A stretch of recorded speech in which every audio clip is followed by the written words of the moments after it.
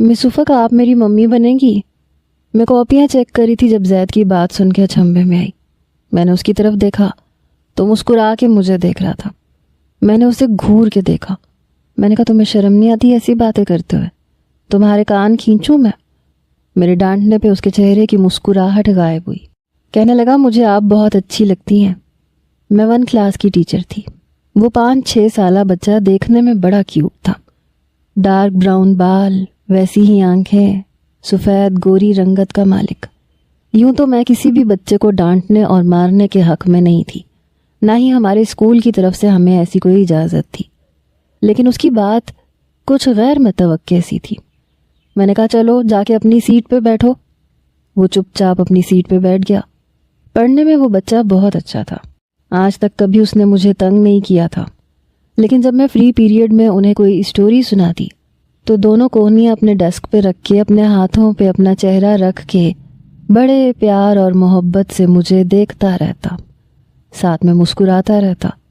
यूं तो मेरा सभी बच्चों के साथ बहुत अच्छा रवैया था। मैं सभी की फेवरेट टीचर थी, लेकिन ज़ैद पूरी क्लास में सबसे अच्छा पढ़ता था और सबसे पहले अपना होमवर्क करके मुझे चेक करवाता था। एक बार जब मैं क्लास में आई तो क्लास के दूसरे बच्चों से लड़ रहा था। तुम होते कौन हो मिस उफ़क़ के बारे में ये कहने वाले? मैं तुम्हें छोड़ूंगा नहीं। वो दूसरे बच्चे का गिरेबान पकड़ के झंझोड़ रहा था। मैंने कहा, ये क्या कर रहे हो तुम? छोड़ो उसका गिरेबान। वो कहने लगा, मिस ये कहता है मिस उफ़क़ गंदी है, मैं इसे छोड़ूंगा नहीं। मैंने कहा, ज़ैद छोड़ो उसका गिरेबान।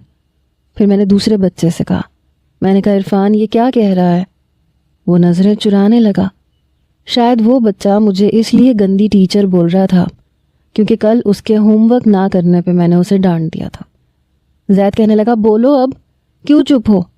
अगर अब तुमने मिस उफ़क़ को कुछ कहा तो मैं तुम्हें छोड़ूंगा नहीं। ये मेरी टीचर है, मेरी फेवरेट टीचर है, इन्हें मैं अपनी मम्मी बनाऊंगा। फिर वही बात। इस बार मुझे गुस्सा आया। मैंने कहा, ये कहाँ से सीख के आते हो ऐसी बातें? कल मैं तुम्हारी वालिदा को बुलाऊंगी, उन्हें बताऊंगी कि तुम किस किस्म की बातें करते हो टीचर से। मेरी बात सुन के ज़ैद नज़र चुराने लगा। कहने लगा, मेरी मम्मा है ही नहीं, वो अल्लाह के पास जा चुकी हैं। इसीलिए तो कहता हूँ, प्लीज़ मिस आप मेरी मम्मी बन जाए। मैं जैसे स्कूल में आपकी हर बात मानता हूँ, घर पे भी मानूंगा। मैंने कहा, आइंदा अगर तुमने ऐसी बात कही तो मैं तुमसे नाराज़ हो जाऊंगी, मैं तुमसे बात नहीं करूंगी। मेरी बात सुन के वो डर गया। उसके बाद उसने मुझे ऐसी कोई बात नहीं की।